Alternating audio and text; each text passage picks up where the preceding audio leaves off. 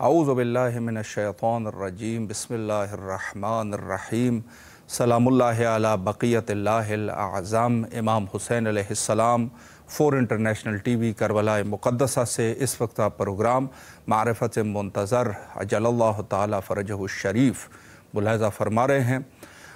ایام ولادت حضرت معصوم قم سلام اللہ علیہ اور حضرت امام رضا علیہ السلام دونوں ولادتوں کے درمیان ہم آپ کی حاضر خدمت ہے اس پروگرام میں۔ اس عظیم موقع پر آپ کی خدمت میں عرض تبریک و تہنیت پیش کرتے ہیں۔ ایام جو ہے وہ حضرت معصوم قم سلام اللہ علیہ کے عنوان سے ہم نے کچھ گفتگو کی، اور آج کی گفتگو حضرت امام رضا علیہ السلام کے عنوان سے کریں گے۔ بہت سارے ایسے پہلو ہے اس موضوع کے، یعنی خود حضرت امام رضا علیہ السلام کی حیات طیبہ کے عنوان سے کہ ان پر گفتگو کی جا سکتی ہے۔ جیسے میں نے گزشتہ دن جو ابتدائی دن میں نے مقدمے کے طور پہ گفتگو کی، خود حضرت امام رضا علیہ السلام کا علمی مقام اولاً تو یہ آپ کے ذہن میں ہونا چاہیے کہ معصومین علیہ السلام اگر ہم کہتے ہیں علمی مقام تو وہ کوئی ایسا نہیں ہے کہ انہوں نے کوئی مدرسوں میں پڑھا ہوگا یا ان کے لیے کسی استاد کی ضرورت ہو، نہیں، ان چیزوں سے مبرہ ہے۔ اولاً تو یعنی علمی مقام جو ہے وہ اس عنوان سے ہم نہیں کہہ رہے کہ ان کا مثلاً خدا نخواستہ نعوذ باللہ من ذالک ہم کسی معصوم کا مقایسہ کسی عام شخص سے کرنا چاہے، ایسا قطعی طور پہ نہیں ہے، قطعی طور پہ ایسا نہیں ہے کہ ہم ان کا مقابلہ کسی دنیاوی عالم سے ان کا مقابلہ کریں جو کسبی علم کا رکھنے والا شخص ہو۔ دیکھیں، ایک چیز جو ہے وہ ہے خدا دادی علم ہے، ایک ہے قصبی علم۔ تو جو قصبی علوم ہوتے ہیں وہ یقیناً امام رضا علیہ السلام کا مقابلہ یا کسی بھی امام کا مقابلہ ایسے عام شخص کے ساتھ حرام ہے، حتیٰ حرام ہے۔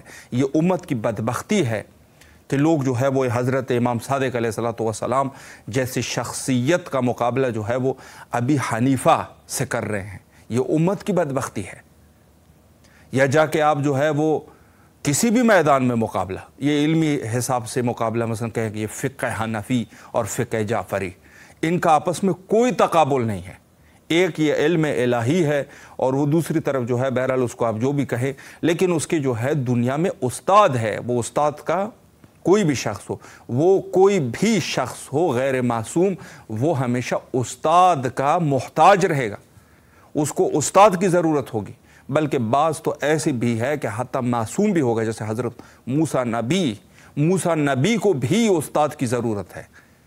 حضرت خضر کے پاس اس کو جا کے بھیج دیا جاتا ہے اخلاقی علوم حاصل کرنے کے لیے۔ تو حتیٰ معصوم بھی ہو اس کے لیے بھی استاد کی ضرورت ہے۔ لیکن یہ جو ہے جو معصومین کی یہ سلسلہ ہے، اس کا مقابلہ کسی سے بھی نہیں کیا جا سکتا، یہ حقائق ہے۔ تو ہم لوگ اگر کسی عنوان سے کسی معصوم کے ساتھ کوئی شخص یہ کہے کہ اس کا مقابلہ ان کے ساتھ ہے، تو یہ جو ہے ہمارے مکتب کے حساب سے، مذہب شیعہ کے حساب سے ان کا آپس میں کوئی بھی مقایسہ اور مقابلہ نہیں کیا جا سکتا۔ آج کے اس گفتگو میں حضرت امام رضا علیہ السلام کے زیارت کے عنوان سے ہم کچھ گفتگو کریں گے۔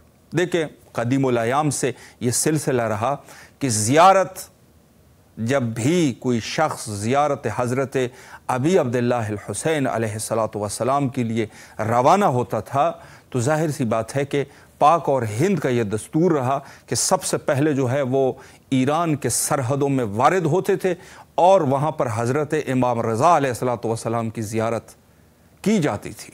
قدیم الایام سے، حتیٰ اس زمانے میں کہ جب لوگ جو ہے وہ پیدل زمینی سفر، گھوڑوں پہ یا اونٹوں پہ یا کسی اور حیوانوں پہ، حیوان کے اوپر جب سفر ہوتا، پیدل سفر ہوا کرتے تھے، اس زمانے میں بھی سب سے پہلے زیارت حضرت امام رضا علیہ السلام کی ہوا کرتی تھی۔ اس کے بعد جو ہے عراق کی طرف، اور عراق میں باقی عتبات اور مخصوصاً حضرت ابی عبداللہ الحسین علیہ السلام کی زیارت ہوتی تھی۔ یہ منطقہ جس کو شہر طوس کہا جاتا ہے، حدیث میں بہت زیادہ جگہوں پہ خراسان کا لفظ استعمال ہوا ہے یا جو ہے وہ طوس کا لفظ استعمال ہوا ہے۔ آج کے اس دور میں مشہد مقدس ان کو کہتے ہیں، اس منطقے کو جہاں پر حضرت امام رضا علیہ السلام کی قبر اقدس ہے، اس جگہ کو مشہد کہتے ہیں۔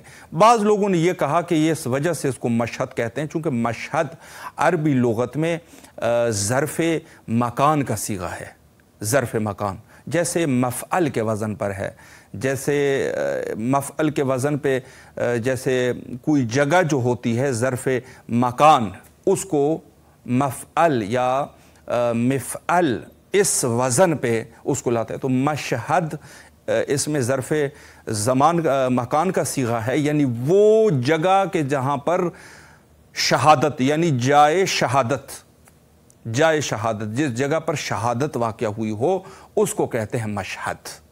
جو حضرت امام رضا علیہ السلام کی شہادت وہاں واقع ہوئی، اس وجہ سے اس جگہ کا نام مشہد رکھا گیا۔ حالانکہ احادیث میں جو ہے بعض احادیث میں طوس کا لفظ استعمال ہوا ہے، بعض احادیث میں خراسان کا۔ خراسان جو ہے یہ بہت ہی بڑا علاقہ تھا، ایک ملکی حیثیت رکھتا تھا۔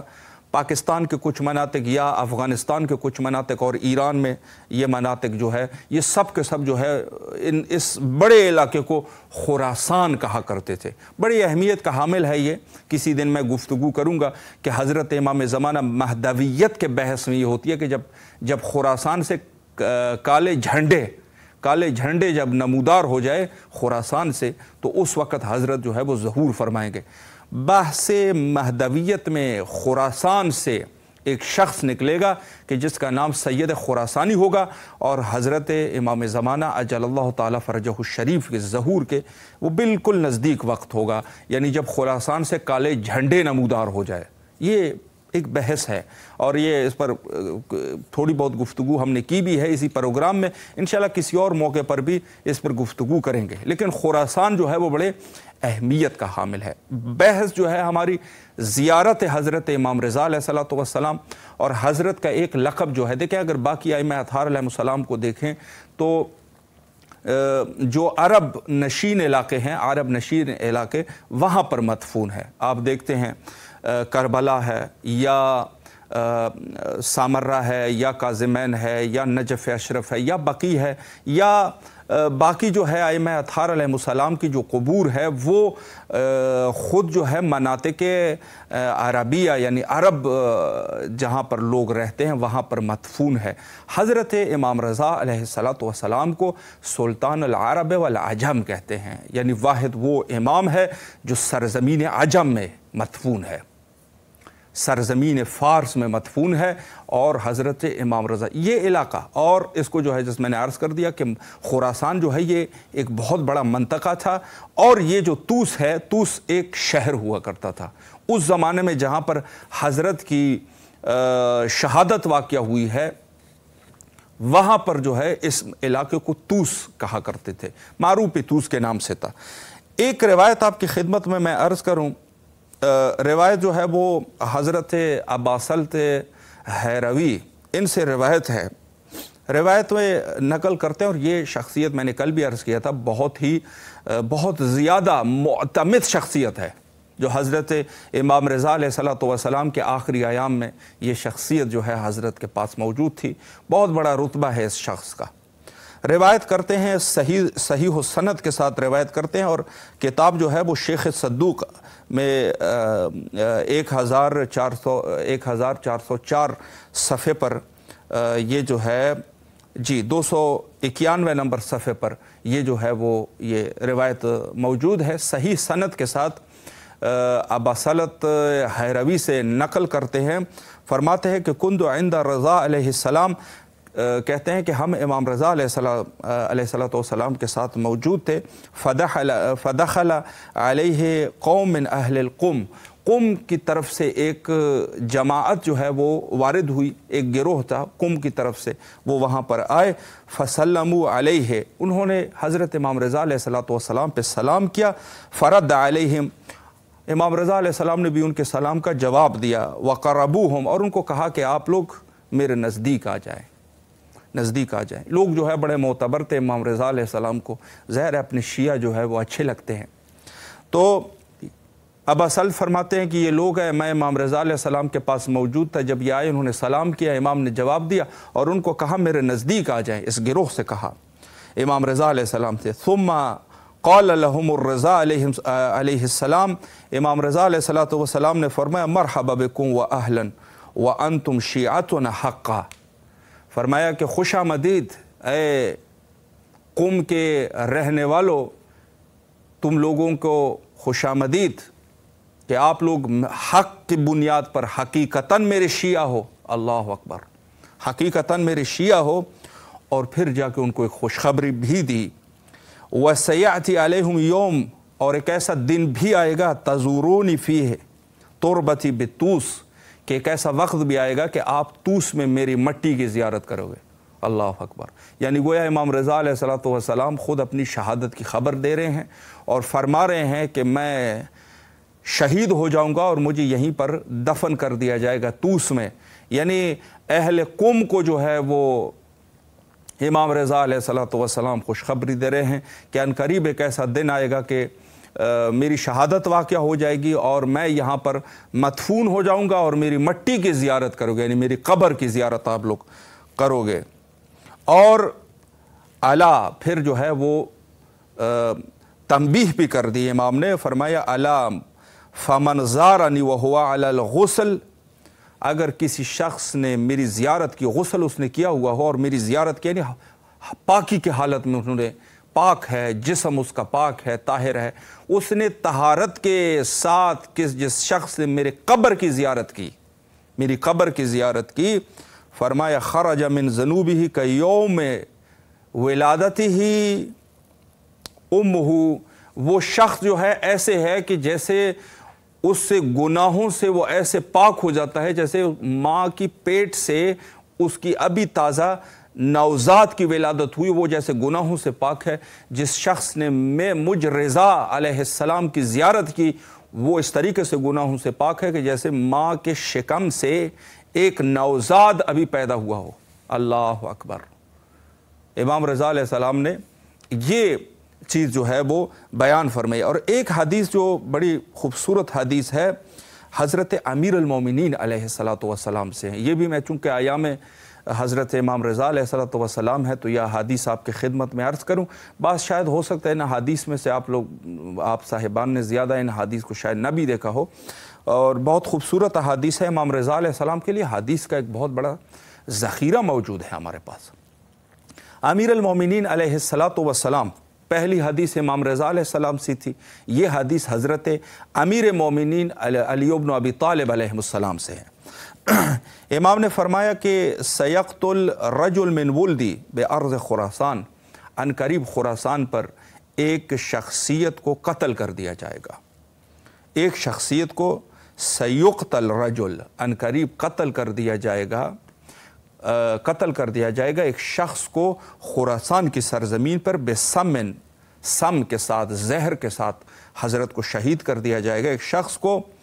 اور یہ شخص جو ہے اسمہ اسمی، اس کا نام جو ہے میرے نام کے ہے. جیسے امام زمانہ اجل اللہ تعالیٰ فرجہ شریف کے لیے رسول اللہ فرماتے اسمہ اسمی، اس کا نام میرے نام پہ ہے. امیر المومنین علیہ السلام امام رضا علیہ السلام کے لیے فرماتے ہیں یعنی میرا نام بھی علی ہے اور اس کا نام بھی علی ہے. اصل نام حضرت امام رضا علیہ السلام کا علی ہے.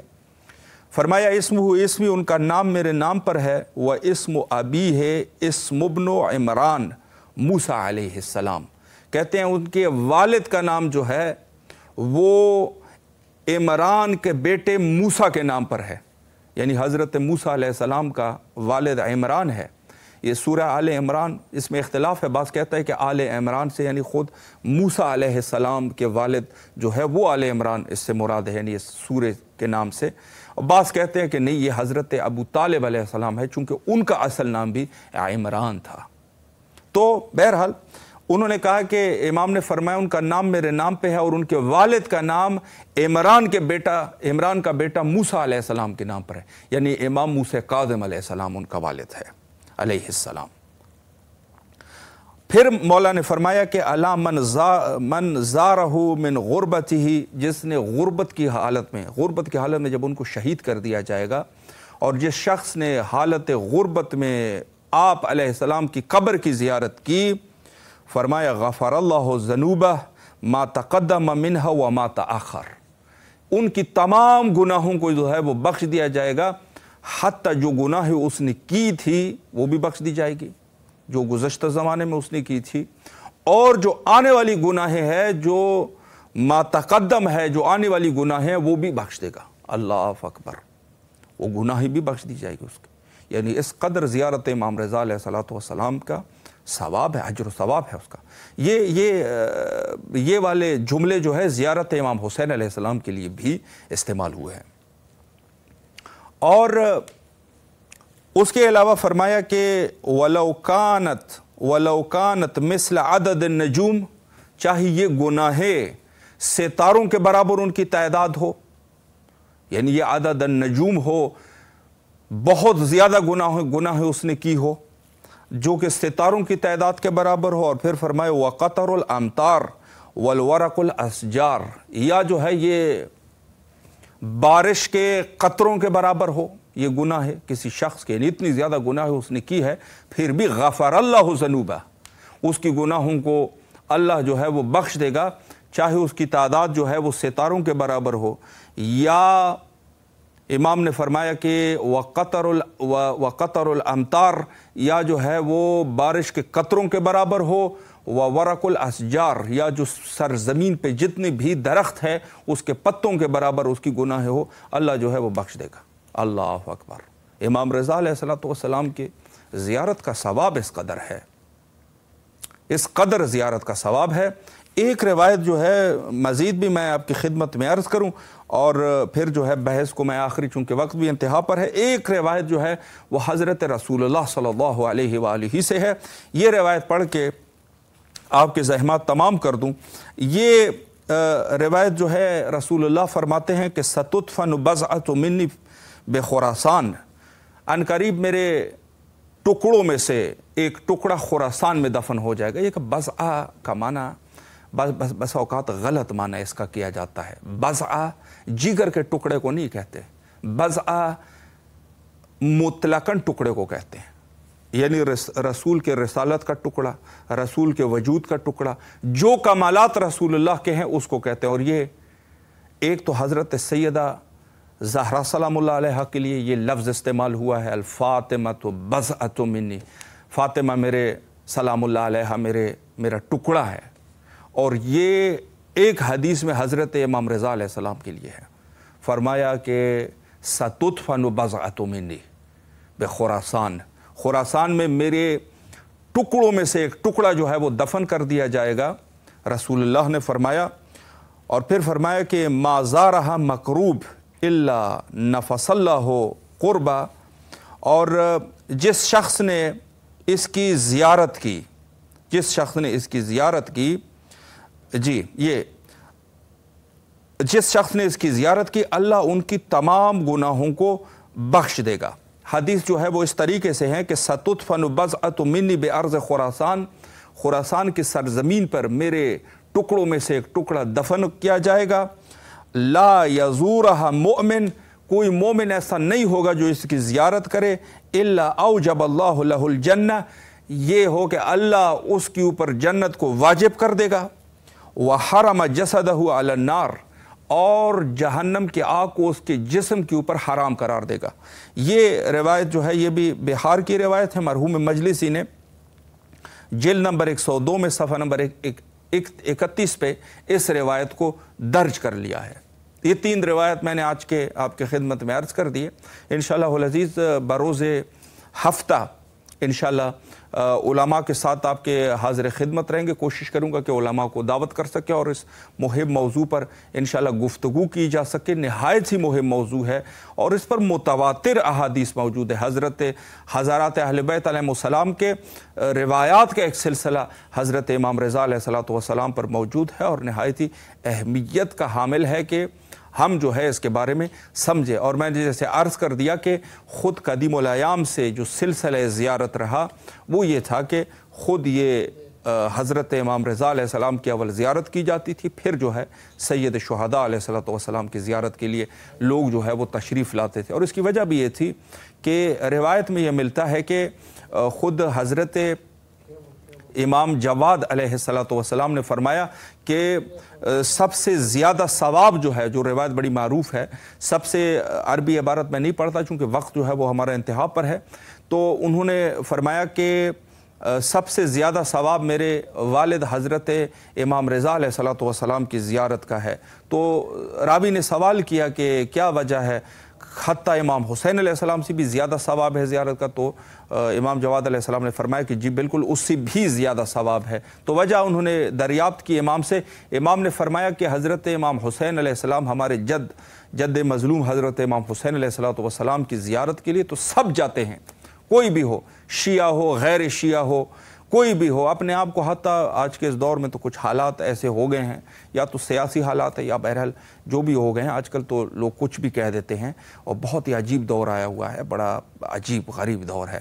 حالانکہ پہلے زمانے میں یہ چیز تھی کہ سید شہداء علیہ السلام کوئی شخص نہ شیعہ ہے، نہ مسلمان ہے، نہ کچھ ہے، حتیٰ ہندو، حتیٰ عیسائی، حتیٰ یہودی، یہ لوگ جو ہے سید شہداء علیہ السلام سے محبت کیا کرتے تھے، آج بھی کرتے ہیں۔ جو واقعاً شریف لوگ ہیں اور شریف خون ہے اس کا، وہ آج بھی کرتے ہیں۔ اس کو پتہ ہے ان کو کہ حتیٰ ان کے متون مقدسہ میں بھی یہ چیزیں موجود ہیں کہ یہ شخص جو رسول اللہ کے آل میں سے، اس نے انسانیت کو جا کے جگا دیا، انسانیت کی انہوں نے خدمت کی۔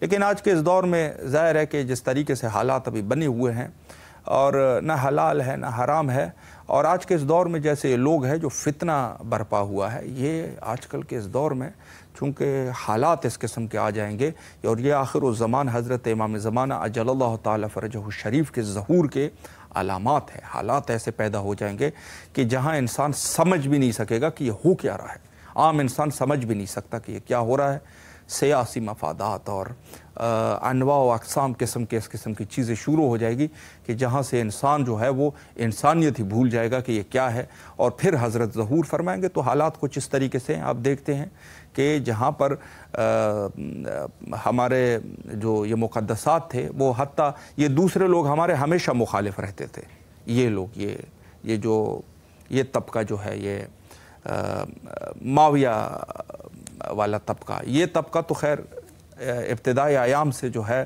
اہل البیت کے دشمن تھے، اس میں کوئی شک نہیں ہے۔ اہل بیت علیہ السلام کو یہ سب بھی کیا کرتے تھے، ہر کام کرتے تھے۔ یہ بہت ہی بدترین گروہ ہے، بہت بدترین گروہ۔ ان کی تعداد بھی بہت زیادہ ہے، اور یہ اپنی تعداد پر بڑی ناز بھی کرتے ہیں، لیکن میں آپ کی خدمت میں عرض کروں کہ یہ ناصبی نواسب کا اصل گروہ یہی تھا، آج بھی ہے، پہلے بھی رہے گا۔ اور ان کا تو بہرحال یہ بھی ہے، ان سے کوئی نئی بات نہیں ہے۔ انہوں نے خود امیر المومنین علیہ السلام کو ان کے زمانے میں، خود حضرت موجود تھے اس زمانے میں، انہوں نے جو ہے یہ سب اور شتم وغیرہ یہ کیا کرتے تھے۔ یہ تو بدترین گروہ ہے، بدترین گروہ، یعنی یہ وہ ہے کہ اسفل من السافلین والا گروہ ہے۔ اس کا تو کوئی بھی، اس کی تو کوئی بات ہی نہیں ہو سکتی۔ لیکن جو دوسرے لوگ تھے، بہرحال وہ آج کل کے اس دور میں جو ہو رہا ہے یہ آخر الزمان کے نتائج ہے۔ تو بہرحال وقت ہمارا انتہا پر پہنچ چکا ہے، اور انشاءاللہ اس موضوع پر ہم گفتگو کریں گے، اور آخر میں حضرت امام زمانہ اجل اللہ تعالی فرجہ الشریف کے ظہور کے لیے انشاءاللہ دعا کرتے ہیں۔ آپ بھی میرے ساتھ دعا کر لیجئے، اور انشاءاللہ کہ حضرت جلد از جلد ظہور کرے اور ہم ان کے ناصران میں سے ہو سکے انشاءاللہ۔ دعا کرتے ہیں مل کے کربلا مقدسہ میں تمام مومنین کے نیابت میں، اللہم عجل لولیک الفرج۔